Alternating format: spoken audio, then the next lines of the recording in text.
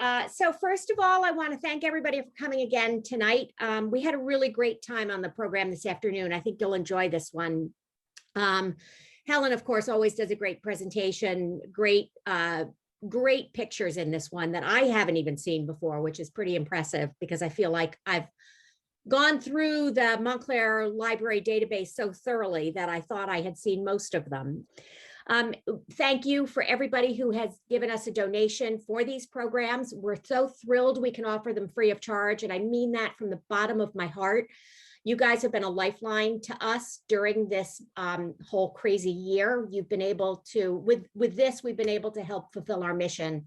And that's really important to us. So if you do have it in your heart to give us a little something, which is always appreciated, you can do it by sending us a check to 108 Orange Road, Montclair, New Jersey, 07042. You can do it on Venmo. You can do it on Zelle, two new things that we've started doing as of this pandemic. And also you can do it on our website. There's a join or donate button there.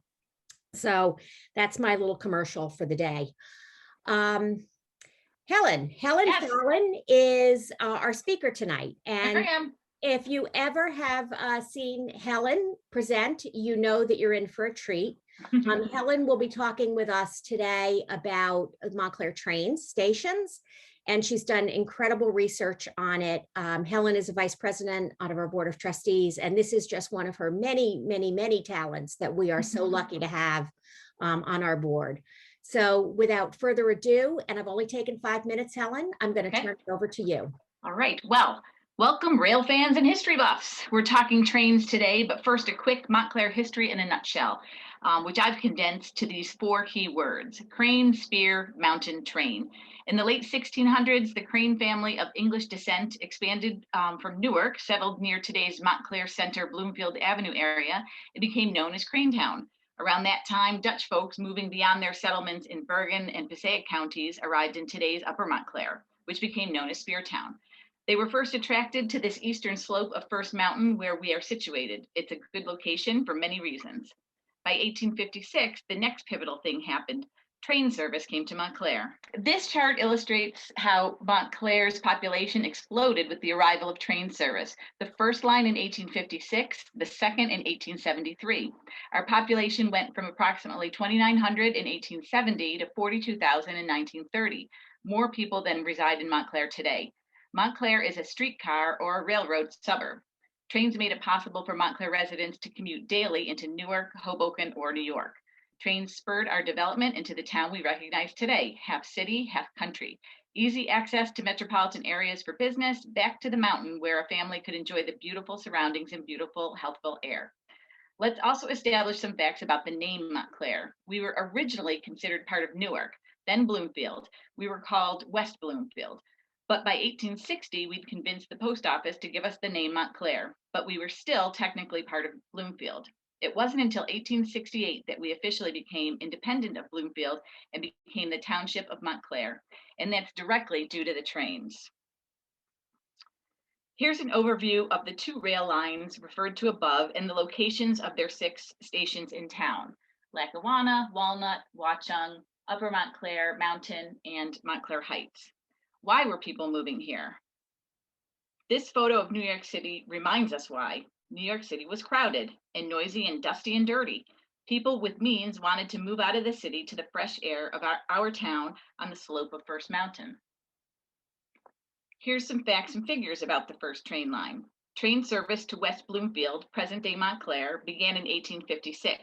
A commuter could hop on the Newark and Bloomfield Rail Company train and travel to Newark, switch there to a Morris and Essex Railroad train, and continue to the Hoboken terminal, where that commuter would catch the New York City ferry. Interestingly, both train lines in our town had rather rocky starts, and there were many twists and turns in ownership in the beginning. I read one quote that said, "It had not been easy to find men who were willing to furnish capital, but they did raise the money, more than $105,000, to cover the grading and building of the railroad, purchase of a locomotive they named the Bloomfield, 2 passenger cars, and a combination smoking baggage car. There were approximately 6 stops daily to Newark. It was reported that total travel time was 1.5 hours each way, 1 hour on the train and 30 minutes on the ferry. By 1868, that original rail line had become part of the much larger Delaware-Lackawanna and Western Railroad. Thomas Edison rode the first electrified train to the DL&W station in 1930, and the second train line actually would not become electrified until 2002. We have no picture of the first station, just a few descriptions like this one from Dr. Watkins, who wrote one of our favorite books, Reminiscences of Montclair. He described what he saw when he first arrived in Montclair via train in 1876, 20 years after train service had begun. Of this original station, he said, "It's what you'd expect to see in a new mining town that had been built overnight, wooden with tar paper roof and 2 large rooms inside heated by pot stoves. The ticket seller at first also served as the brakeman on the trains. I've also read that at this West Bloomfield station, there was a turntable that the trainmen, with the help of neighborhood boys, manually turned to point the trains back towards Newark for their return trip." The first station was torn down in 1878 or 1879, but the times they were definitely a changin', as evidenced by this comment in the Decades book. "The piercing shriek of the locomotive reminded the farmer that the husking bees, as well as the honeybees, must take their departure, for the city folks had come to stay. The farms in this part of town were beginning to go away, and the town was getting more developed, more commercial, more residential." We have plenty of pictures of the second train station seen here, built on the site around 1879, but the building was very short-lived. It burned down just a couple years later in 1891. And this building is often mistaken for the first station, but my consultation with local historian and train aficionado Phil Yeager and others convinces me that this was indeed the second station. As you can see, the building is very simple and utilitarian. Dr. Watkins, the dentist, also described their operations at this station. The trainmaster and his wife lived in one end of the station, working hard as ticket agent, telegraph operator, express agent, freight agent, and general manager. I love a good map, and this one from 1890 provides more detail about the immediate area surrounding the station. You've got these industrial uses, all those sidings splitting off, and you can see the round circle is the turntable. And here's a grist mill, and there's a coal yard nearby. And notice Spring Street. It's now called Lackawanna Plaza, but it was named Spring Street likely because of the spring that ran right through it, right across under the street, and also probably powered that grist mill, when it had higher volume. Believe it or not, the little streams in town did power things like mills, but the water was also needed for the trains. And the starred item is the original location of the Crane House on Glenridge Avenue. The Crane House, of course, now serves as the Montclair History Center's Crane House and Historic YWCA House Museum. And you probably are aware that the house was moved from this location on Glenridge Avenue in 1965 to our current address on Orange Road. This is a good time to tell you about the 2-minute whistle story, which Dr. Watkins described as a nice custom. The trains blew the whistle 2 minutes before it departed the station. Boarders at Ashland Hall, which is that boarding house circled in the top left there, would dash up from breakfast when they heard it. If Watkins had a patient rushing out after the whistle, his young helper would run ahead to show them the shortcut to the station. Now here's another angle, and notice the distinctive shape of the building across the street from the station. It's still standing. At that time, it was a livery, but now it's the Greek Taverna restaurant. And here's a drawing of the station. And here's a new slide I just got today from Rich Rockwell of the Bloomfield Historical Society. You can see here the wide doors on the station that allowed it to double as an engine house. And here's the third station on the site. Despite the fact that there were still a lot of utilitarian functions around the station, this building, constructed by 1893, is definitely a step up from the big box of the previous stations. The station is no longer the one-man or two-person operation that Dr. Watkins described in 1876. The station was bustling. Here's the same area of the map we viewed in 1890 a few slides ago, but now as seen in 1906. We continue to see those industrial uses, lumber yard, coal yard, grist mill, etc. Also notice how the tracks cross Grove Street. This would become a problem as the town grew and traffic increased. And notice these two dairy plants across Glenridge Avenue from the trains. One is Borden's Condensed Milk, and the other is Fairfield Dairy Certified Milk Farms. And here's the former Crane property that's now in flux. It's owned by a bank, but within a few years, it would have a whole new mission in life. This is just a great photo of the Borden Dairy carriages and horses loading up the train. Here's the Crawford building right across the street from the station. There was a tunnel that ran from the Crawford building across the street to the station. Just yesterday, the presence of that tunnel was confirmed to me, and it's thought that the tunnel was used to securely transfer gold or money to and from the bank to trains that it needed to carry it to other, to Newark or the city, so that there actually was a tunnel under there. And I also read that this turret here, or up here, there was one of the offices up here offered an excellent view of the train operations, and may have been the office of one of the a train operational person who watched the rails all day. The next few slides are just neat images of the era, the train and horse and buggy era. Here's another, and I think this is a stagecoach, just like in the movies. Here's another. And special thanks to Phil Jaeger for this postcard. It's a rare nighttime postcard. If you were an affluent citizen, you may have had a carriage house for your horses and a man about the house who, among other responsibilities, was a driver who took you to and from the station as needed. Many others walked or ran to the station, as we heard from Dr. Watkins in his 2-minute whistle story. In 1909, John Nolan, a planner, opined on the station as part of his document, Montclair, the Preservation of its Natural Beauty and its Improvement as a Residence Town. Well, he didn't like it one bit, declaring this station old, inconvenient, and altogether inadequate. It will undoubtedly be replaced in the near future with a modern terminal that will fully meet the demands of convenience and that will be architecturally appropriate for a suburban town. Well, voila. Just as Nolan had suggested, the station was replaced in 1913 with this beauty, which really knocked people's socks off. By 1913, Montclair was home to some of the country's most wealthy movers and shakers. And this new station, which opened to much fanfare and acclaim, was considered fitting for that clientele.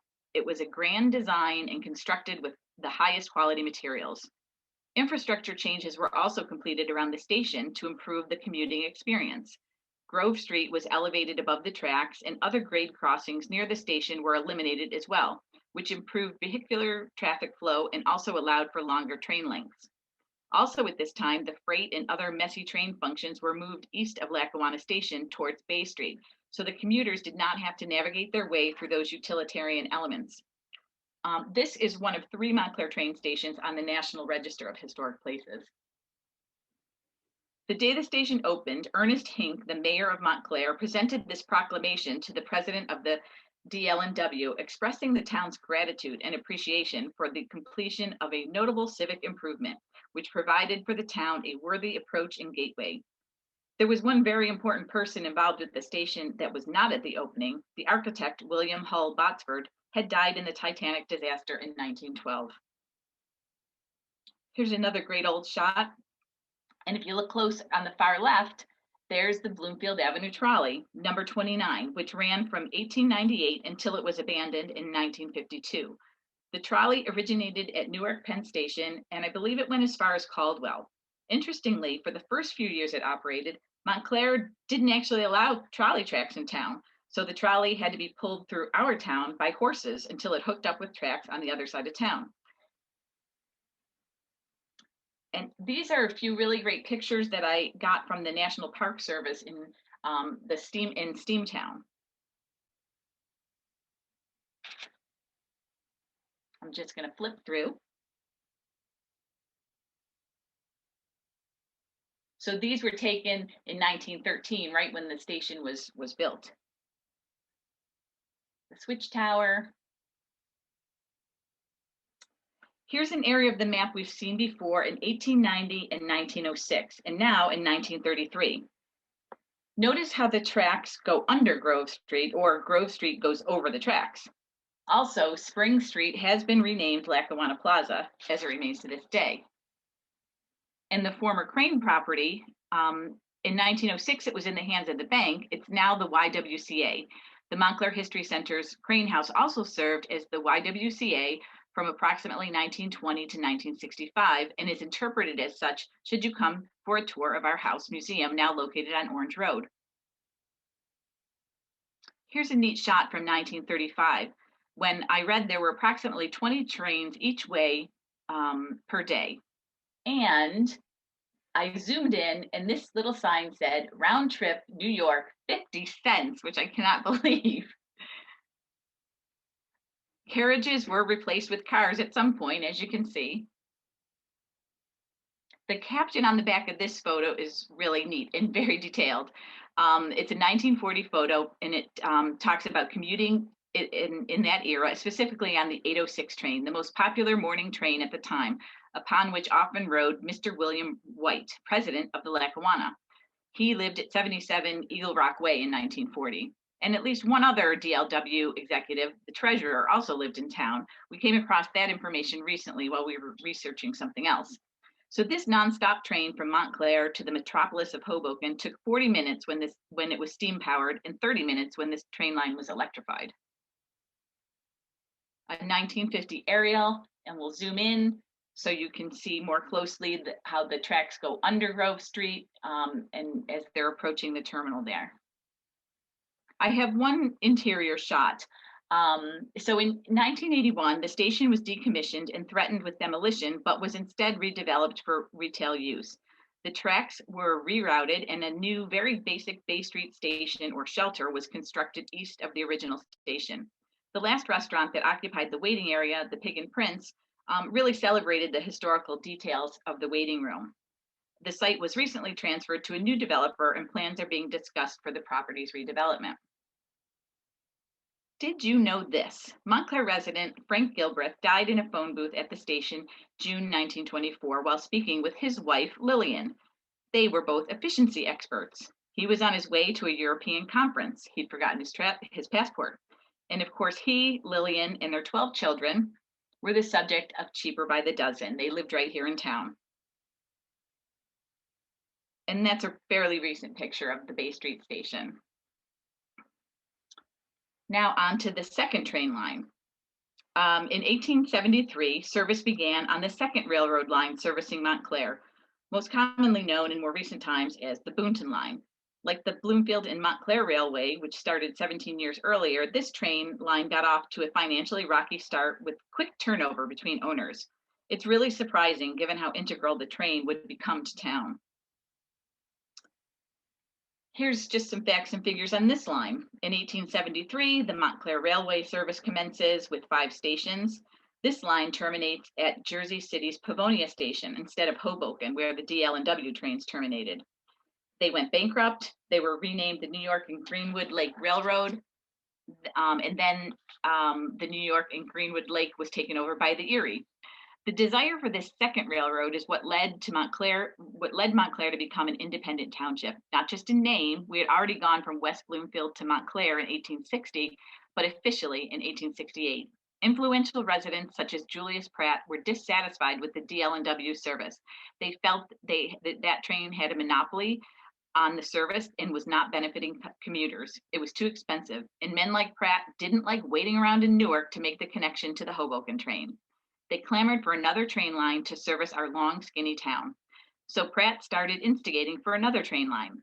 The township of Bloomfield was not interested in taking the financial obligation or risk of another train line, so private investors, including Pratt, put up the money for the train line and got permission from the state legislature for Montclair to secede from Bloomfield. The Montclair Railway terminated or started, depending on your outlook, at Pavonia Terminal in Jersey City, where ferries were available to cross the Hudson. Heading out of Jersey City, the line passed through Montclair on its way to the terminus on the eastern shore of Greenwood Lake near the New York state border. There, a steamboat called the Montclair took visitors to resorts along Greenwood Lake. Originally, the idea was to connect with trains that traveled as far as Oswego, New York, but that connection never happened. Freight trains servicing the iron ore mines in Ringwood and transporting ice blocks from Greenwood Lake in the winter were significant uses on the line, but both of those businesses faded by the 1920s, and access to the line's furthest stations beyond Mountain View would change over the years. As a reminder, here are the locations of the 2 train lines in Montclair and the 6 stations, situated along their paths. Now we'll talk about the first stop on this line. The Walnut Street Depot was the first Montclair stop on the Montclair Railway. It was also referred to as the Montclair Erie Station. Constructed in 1873, its Victorian-era design was described as odd, if not startling, by the Railroadians of America book, and I thought that was a little harsh. The station also served as the first home of Grace Presbyterian Church, which conducted its first service in 1890. Note the freight building that was located behind the station. A couple other shots here. A fancy award-winning photo. And here's John Nolan, the planner again, with nothing good to say about yet another Montclair train station. In 1909, he scoffed that the station was inadequate and unsightly, did not create a positive first impression of the residential town. The buildings are old, ugly, the surroundings unsightly, without convenience or the slightest suggestion of beauty, and were geared more for freight than the increasing number of suburban passengers. Again, I didn't think it looked that bad. Like the Lackawanna station, this depot was amid some pretty serious industrial uses in 1873. There were mills powered by Tony's Brook, factories, including the label factory on Label Street, and large lumber and coal yards that, as you can see on this 1906 map. The original Walnut Street station was demolished in 1953 and replaced by the building we see today, but for a brief time that year in 1953, the old and new stations were both on the same site.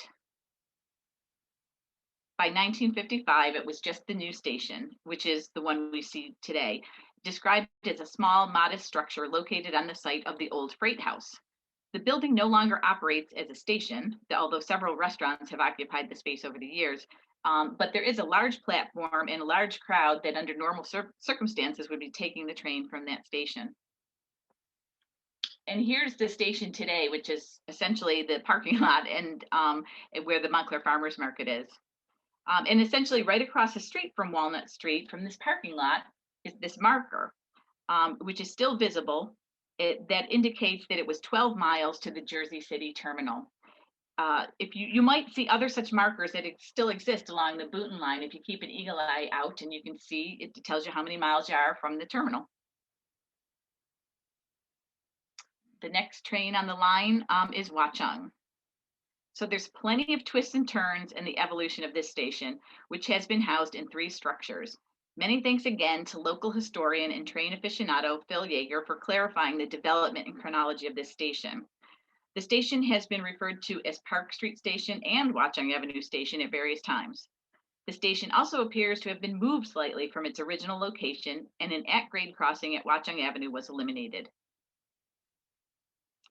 Let's start with this 1881 map detail. First of all, notice it's a single track. So see just one track, not 2. Also, the station is on the east side to the right of the track, slightly north of where it is today, and the track crossed Watchung Avenue at grade, as the embankment was not yet constructed. In a few short years, in 1900, the relatively straight Watchung Avenue appears to have been realigned into the curvy, dippy path we drive today that takes us under the train bridge. In 1900, an embankment was constructed that eliminated both the Watchung Avenue grade crossing and a grade crossing on Valley Road just a bit further up the line. In 1898, on this map, it shows essentially the same configuration we saw in 1881. And here's the first station. A guidebook of 1873 states that the original Park Street station was made entirely of iron, which seemed odd, but apparently there were a few other stations like that also on the Erie lines. I have 2 images of this first station, which stood from approximately the 1870s to 1890s on the east side of the tracks. Okay, so here's the photograph. the previous slide was showing the other side of the station. So here's a photograph from the other side, which I think is the western facade. As if you're standing in Park Street looking toward the building. This handwritten caption written on the back of the photograph says, "It seems to be that the station must have been further north at this time than now because the two houses to the right are on Watchung Avenue." Well, on the afternoon call, township historian Mike Farrelly helped sort this out. Those houses were on the north side of Watchung between Park and North Fullerton, sort of across from Mr. Dino's, but they're no longer there. This next structure was built sometime in the 1890s and was there until 1904. It was more of a house-like station made of wood. It's still on the east side of the tracks and slightly north of the current station. Other stations along the line were also very house-like. I saw one in Newark and one in Bloomfield.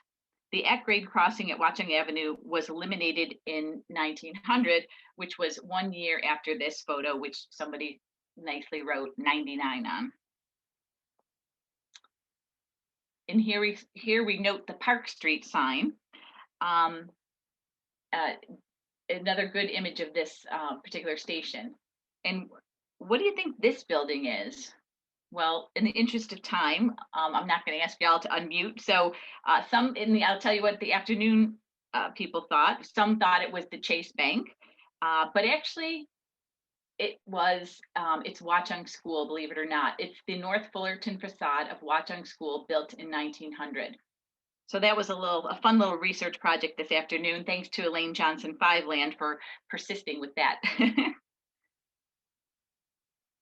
Let's see. And so John Nolan opines again.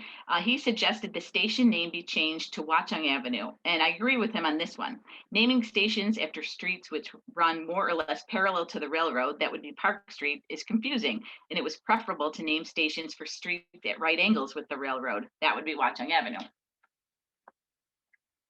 By 1906, we see the station built by Erie in 1904.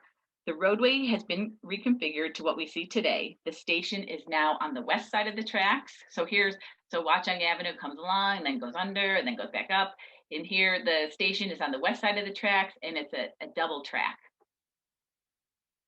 But on this map, it's still called Park Street. In this picture, you can actually see the overpass. This station, like the Lackawanna, is on the National Register of Historic Places. This picture from 1909 was taken standing on the platform with Watchung Plaza to your back, looking west towards Park Street and North Mountain and First Mountain. So you're looking towards Park and North Mountain and First Mountain.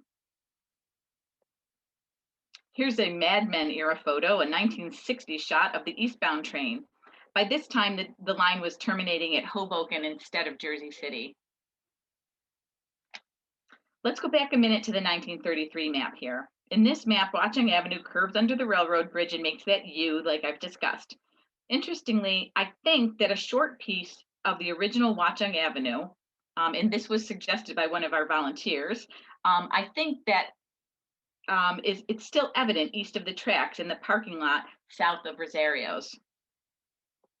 This photo, which I took a few years ago, shows the view from the parking lot next to Rosario's. I'm on the east side of the tracks looking east toward the continuation of Watchung, and you can just envision the straighter street alignment of Watchung Avenue when you're standing there. And here's the current station. Continuing along the track, we arrive in Upper Montclair and the original Upper Montclair station. The immediate area was still quite rural with few homes in this circa 1880 picture. By 1892, Erie Railroad had taken over and constructed this new station. There's even a crowd of people waiting for the train in this shot. In 1910, the station had been described very favorably. Upper Montclair is a good example of a semi-standard Erie Railroad suburban station, well cared for in a very attractive community. It was strictly utilitarian and continues to serve its commuters well. You can see this is also on the National Register. This photo is dated to 1901 by the McKinley and Roosevelt banner, which is hanging right here under the flag. The picture was taken from a point on the tracks on Bellevue Avenue towards Valley Road. So here, if you were standing here right on the tracks looking towards Valley Road, notice the wood frame buildings that would be replaced by Upper Montclair's signature Tudor Revival look by the 20s, and notice the dirt road. Here's the Moore family again. They seem to attend all my presentations. This picture was about from 1904. They're waiting at the Upper Montclair station, and they were probably typical of many of the families that were moving to Upper Montclair at this time. Mr. Moore was an insurance executive in New York City, and here's his family dressed up, ready to catch the train, maybe to meet him for lunch, maybe to meet grandma, go shopping. Who knows? This detail from the 1906 Essex County Atlas shows this station in the context of a young Upper Montclair. And note this dashed line, that's Valley Road. The dotted line running up the middle of Valley Road is the Valley Road trolley, which began in the 1890s and probably originally ended and turned around near Jerome Street, but was extended to Normal Avenue in the early 1900s to service the Normal School, which is now Montclair State University, which opened in 1908. Trolley service ended on Valley Road in 1928, replaced by buses. Although, as you may recall from an earlier slide, trolley service continued on Bloomfield Avenue until the 1950s. Here we see the western side of the station, sometimes called Little Anderson Park, in reference to the actual Anderson Park that was across the street.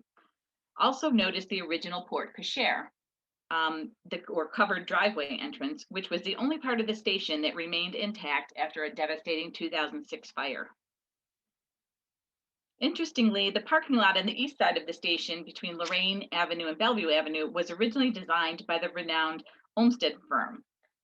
Not super obvious, but in any case, you see the Bellevue Theater there, so you can orient yourself. So John Nolan weighs in again, this time one big thumbs up for the shrubs screening the west side of the tracks approaching the Upper Montclair station, and a big thumbs down for the view out the window on the right side of the train as it approached Upper Montclair, where passengers were subjected to the Osborne and Marcellus lumber, coal, and building materials yard. He called that putting your worst foot forward. And here's the current station, a recent photo of the current station. It shows the reconstruction that was completed after the 2006 fire, and New Jersey Transit did a pretty good job. The parking lot long ago replaced Little Anderson Park. A series of popular restaurants have occupied the former waiting room area. Because this is New Jersey Transit property, the restaurants on site are not regulated by the algorithm that restricts the number of liquor licenses in Montclair based on population. So since New Jersey Transit property is exempt from that regulation, the restaurants on their properties, Walnut Street, Lackawanna, and here in Upper Montclair, all have liquor licenses. On to Mountain Avenue, which was built by the Erie Railroad in 1893, and the original building still stands on Upper Mountain Avenue at Laurel Place. This first photo is dated September 22nd, 1905, over 125 years ago. And check out the passengers waiting. This station is also on the National Register. Here's a postcard postmarked 1911 that offers a view of the station looking in the other direction, down Upper Mountain Avenue. In the book, The Next Station Will Be, the station was described as attractive and homelike. It was so homelike that these people lived there for 50 years. A 2-bedroom apartment had been constructed as part of the original station and was rented since its construction. The renters were considered station agents. They maintained the waiting room, grounds, and restroom. This family, the Volskys, lived there from 1935 to the mid-1980s. They renovated the residential space to accommodate their family of 5. They had both also worked for the railroad at certain points. There are other stations along the line that were also designed for the agent to live on site, including the Glenridge station, which is now decommissioned, but I think it's a private residence again. Here's a detail from the waiting room, which also includes a fake fireplace and decorative colored glass. So what I'm showing you here, it's a little hard to see, is the monogram of the railroad, ERR. Another homey aspect of this spot was the well-kept watchman's shed across the street with its elaborate garden. John DeRosa was the watchman at Laurel Place. They, like other watchmen, posted at grade crossings throughout town, they stopped traffic as trains approached, and then they manually operated the gates before they were electrified. That little hut had enough room for a stove. You can see the stovepipe and a little stool, and maybe one kid to fit in there, who liked to hang out with the watchman. It was clearly DeRosa's garden next to the shack that captured the photographer's attention here, but I'm glad that it did, because otherwise we wouldn't have any of these little structures recorded. And these men who worked in them were really fixtures in their neighborhoods. Kids passed them multiple times on their way to school, home for lunch, back to school after lunch, and home at the end of the day. And here's a recent photo. Here we are at the last station in Montclair Heights. A station's been located in this block since train service commenced in 1873. On the 1878 map on the left, you can see that the station is way down here. This is Mount Hebron Road. It's way down here. There's the single track. But by 1906, the station is up here near Normal Avenue, and there's all these sidings. So there's a lot going on in this block. And here is a picture of the long gone station, pictured in 1910 in this picture. It was designed in typical Erie Railroad design and was big enough to also house a post office. I was told that the postman was a sweet man and ended up marrying a Highland Avenue girl. The station is located steps from Montclair State University. In fact, access to train service was a significant reason why the state chose the site for what in 1908 was called State Teachers College. The station officially was decommissioned in 1959. It was briefly rented by a law firm and then razed in the 1960s. Here's a little tidbit to tuck away for a trivia contest. This station has the highest elevation of all 6 Montclair stations at 365 feet above sea level. In this map detail from 1933, there's even more sidings. On the Carlisle Road side, which is right here, coal may have been dumped here for delivery to homes or for use by the trains. And on this side, there was a weigh station because there were quarries further up the line, and they would stop here and get weighed. The stone would be weighed. And remember John DeRosa, the watchman? Well, on this 1934 map, we see the watchman hut that was at Mount Hebron Road. I guess this guy on Mount Hebron Road wasn't much of a green thumb, so nobody bothered to take his picture, but we can see that the hut was right there. Here's a picture from 1933. Another one that shows the Greenwood Lake Railway sign.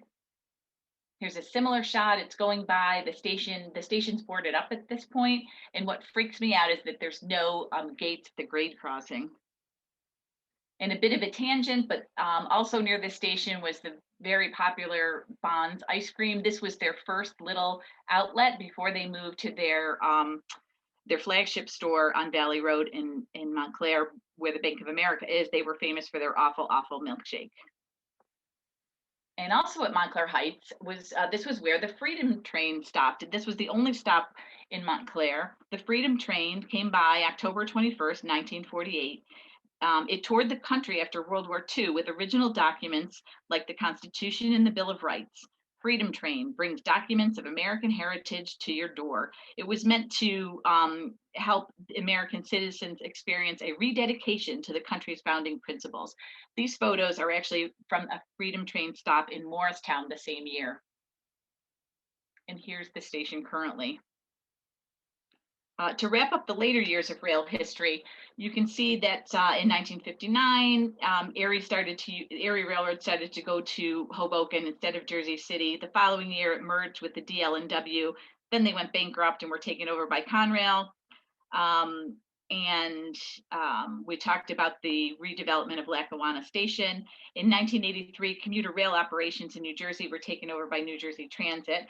And in 2002, the Bay Street station was upgraded when New Jersey Transit's Montclair Connection literally connected the Boonton line on the former Erie Railroad with the Montclair branch of the former DL&W via a new section of rail in the Pine Street Historic District and a new Glenridge Avenue grade crossing between Pine Street and Bay Street.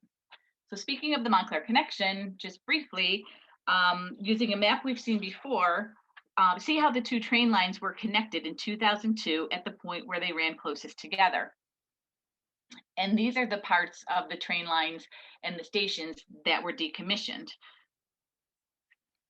But these stations, now you can see how this connection merged both of those train lines. And it should be noted that this happened in 2002. The first time it had been mentioned was 1929. This current map gives you a better sense of the considerable expense that the Pine Street neighborhood had to pay for this connection to happen.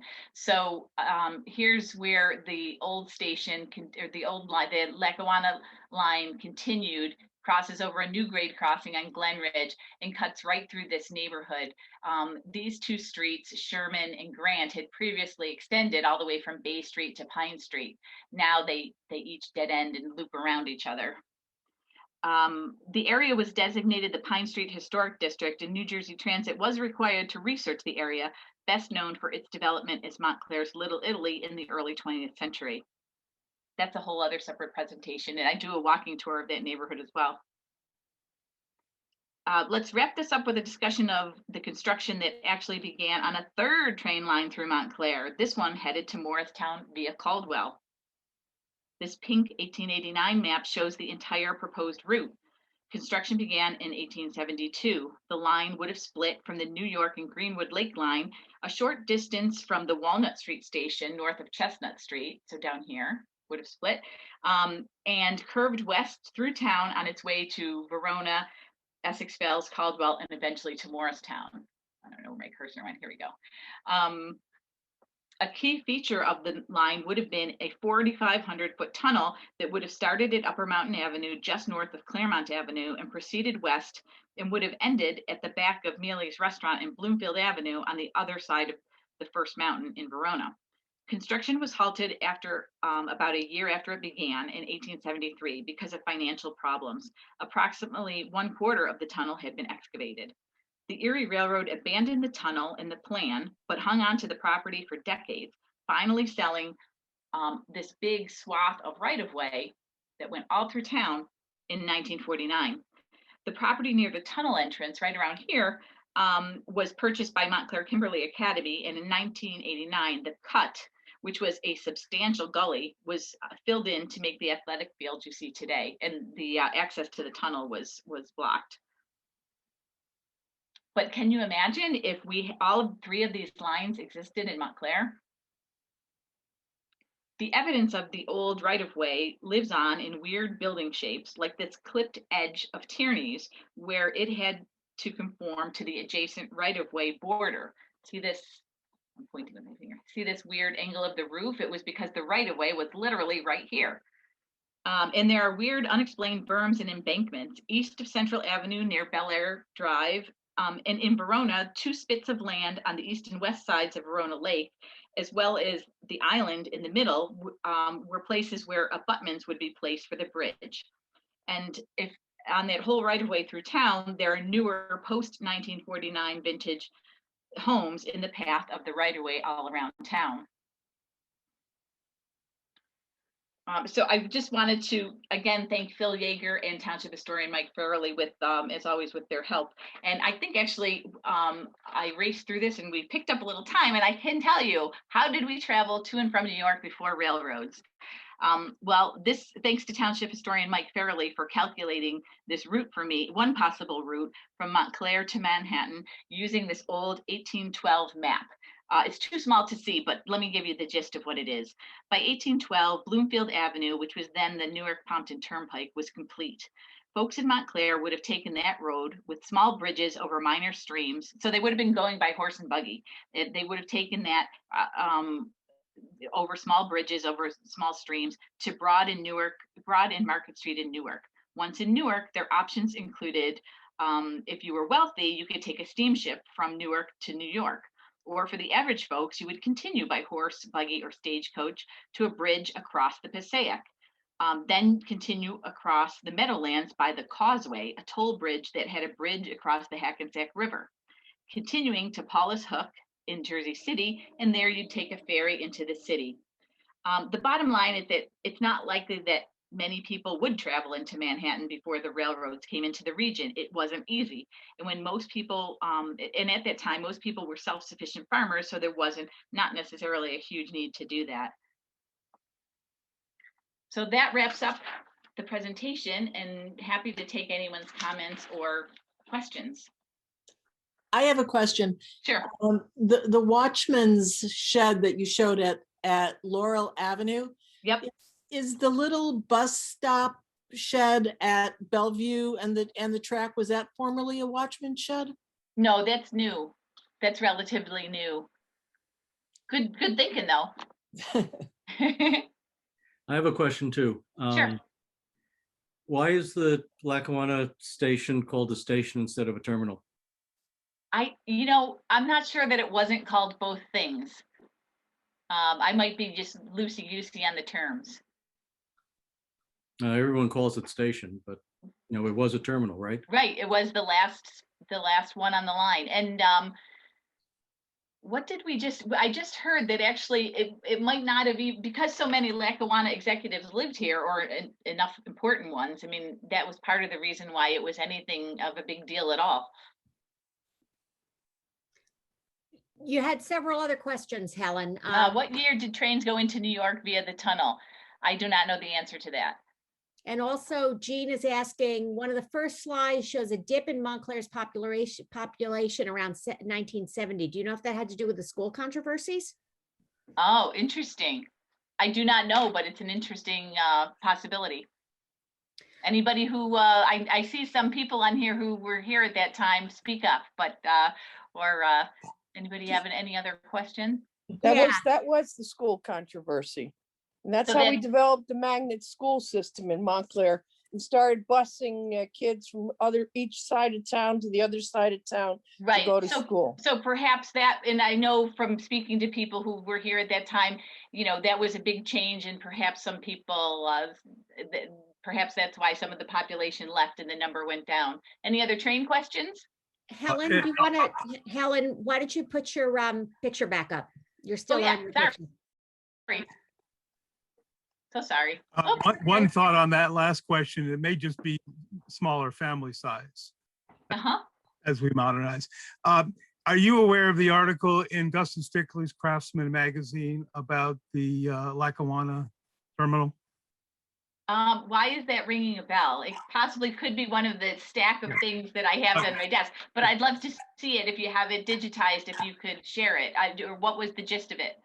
Well, it was about all the then new 1910, 1913 era train stations on that line, including the Morristown station, which is still there, and the Montclair station. The name rings a bell, but do you have it digitized? I can make a copy. I have Okay, cool. the magazine. Yep. Josie asks, can you talk about the great cut-through paths leading to the train stations like Mid-Park Lane? Oh, Josie, that's on our list of things to do. Do you want to do it? That's on our list of presentations. We just, have not gotten to it. But so sorry, I don't know that, Jane, do you have any more you can say about Well, them? all I can tell you is that the roads were so, the blocks were so big and people were walking more than they are today. And so they needed a way to cut through. I know I didn't grow up in Montclair, but the street that I lived in, same exact thing. There was a huge block. And so there was a cut through that was loads of fun to ride your bicycle on. Yeah, I know you're right near one, Josie. So Jean mentions that Ken Day Coase, who you had the picture of, was a noted rail photographer and did a number of railroad paintings. And since we're talking about some of the photographs also, someone else noted that most of the night pictures, like the one you showed, were actually day pictures that were just doctored up a bit. Oh, So tricky. that's kind of an Early interesting- photoshopping. Yeah, right. Was the 1929 mention of joining the two lines from the Regional Plan Association's Plan of the Year? And actually Liz Hines, our board president, said, yes, she can answer that. I happen to have occasion for work to be reading the Montclair Connection EIS about a week ago. That is in there. So glad you happened to be on the call here, Liz. Anybody else have any other questions? It looks like that's it in the chat room. So feel free to pipe in if you'd like to. Very nice presentation. Yeah, thank you. It was great. Thanks. Good to see you, Josie. Nice to see you too. I do think those paths are so charming. I don't know how many there are throughout town, but they're so cute. I just think it's one of those adorable things about It Montclair. comes up. I mean, it's after Capron's Lane, the next question is all about the little shortcuts. And so we finally wrote an article, or at least Ann Renner wrote one about our Capron's Bench. So we'll have to go on to the lanes next. One of those questions. Thanks. Thanks, And everyone. actually, Frank put in the chat room, Helen, you might want to cut and paste it, Frank Lubis. Here are some train pictures from the 1970s that I okay. took. All right. So you may want to cut and paste that. All right. Anybody else have anything to add? We're actually going to finish early. I know. How is that possible? Even with my glitch, I hope I didn't leave out like a 10th, We looked 10 at slides it, or but we won't something. tell anybody. Did it seem like the same one I gave this afternoon, Jane? It did. It did. I typed it, hey Herb. All right. All right. Thanks, everyone. Well, thank you all for coming. 2 weeks. Yes, somebody asked about it being recorded. We put every one of them up on YouTube. The easiest way to find it is if you go to our website, montclairhistory.org. Scroll down and it says quick links. And over on the far right-hand side, there's a little YouTube logo. Click on that and it takes you right to our channel. You can also subscribe so you'll know when the new ones come up. We have been doing these programs since last April, the first week in April we started, and at first we were doing them every week. So there are a lot. We've put almost all of them up there unless there was a technical glitch, or the first one I was too busy trying to figure out what Zoom was all about to even think about recording anything. But almost all the rest of them are up there, and our other programs are up there too. So do take a look through them. There's lots of really great stuff. It's a very rich, deep website now, thanks to the pandemic. I guess we got to look for the silver linings, right? Yeah. So, Jane, don't forget to ask people about how far away they are.